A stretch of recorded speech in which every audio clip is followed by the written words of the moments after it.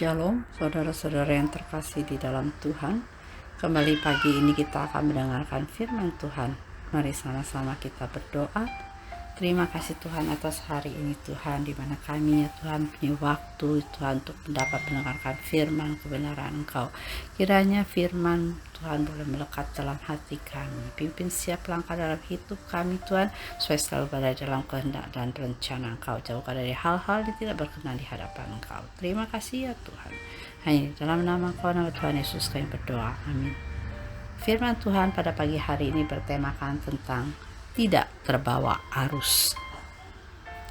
Pergaulan dan lingkungan adalah dua faktor yang sering kali mempengaruhi baik perilaku maupun karakter seseorang. Kalau kita baca dalam 1 Korintus pasal 15 ayat 33 dikatakan, "Janganlah kamu sesat. Pergaulan yang buruk merusakkan kebiasaan yang baik." Dan juga ditegaskan di dalam Amsal 13 ayat 20 bahwa siapa bergaul dengan orang bijak menjadi bijak, tetapi siapa berteman dengan orang bebal menjadi malang. Oleh karena itu, kita harus selektif dalam memilih teman, karena itu akan bisa menentukan masa depan kita. Satu-satunya langkah untuk kita bertahan terhadap arus yang ada atau pengaruh yang buruk adalah kita harus selalu melekat kepada Tuhan. Dalam Mazmur 119 ayat 9 dikatakan, "Dengan apakah seorang muda mempertahankan kelakuannya bersih? Dengan menjaganya sesuai dengan firman-Mu." Samuel, anak dari Elkana dan Hana, yang diserahkan kepada Tuhan di bawah pengawasan Imam Eli. Meski tinggal di rumah seorang imam, Tuhan bukan berarti bahwa Samuel berada di tempat yang aman dari pengaruh yang tidak baik. Lalu kita baca dalam 1 Samuel 2 ayat 26 dikatakan, "Tetapi Samuel yang muda itu semakin besar dan semakin disukai, baik di hadapan Tuhan maupun di hadapan manusia." Sewaktu-waktu Samuel dapat terjerumus dan terjebak karena anak-anak Imam Eli adalah orang-orang muda yang tidak takut akan Tuhan. Bahkan Alkitab menyebutnya sebagai orang-orang yang dursila. Perbuatan anak-anak Imam Eli itu sangat jahat di mata Tuhan. Dan mereka kadang mengurangi jatah daging yang dipersembahkan untuk Tuhan. Bahkan tidak segan-segan mengambil dengan kekerasan persembahan yang dibawa orang Israel.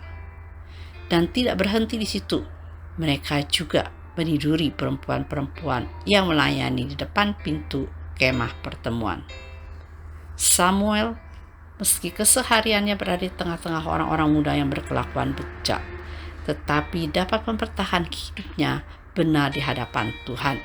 Seperti yang dikatakan dalam 1 Samuel 2 ayat 26, Samuel muda itu semakin besar semakin disukai, baik di hadapan Tuhan maupun di hadapan manusia.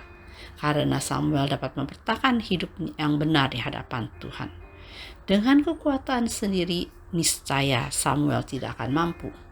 Dan kita percaya karena Samuel tekun mencari Tuhan, sehingga ia memperoleh kekuatan untuk mempertahankan hidupnya tetap bersih dan tidak terbawa arus.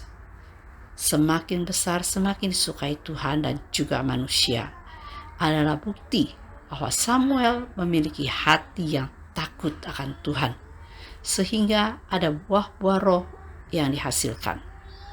Dengan begitu, hidupnya menjadi berkat dan kesaksian bagi orang lain. Karena itu saudara-saudara yang terkasih, milikilah hati yang akan takut akan Tuhan. Jadilah orang yang berbeda, meskipun di tengah dunia yang jahat ini. Jangan sampai kita terbawa arus. Kita harus selalu melekat kepada Tuhan dan juga mempertahankan hidup benar di hadapan Tuhan. Karena tekun mencari Tuhan dan juga hidup bersih dan tidak terbawa arus dan memegang firman kebenaran Tuhan, sehingga dan kita mempunyai hati yang takut akan Tuhan, sehingga kita boleh menjadi berkat dan kesaksian bagi orang lain. Kiranya Tuhan Yesus memberkati. Mari sama-sama kita berdoa.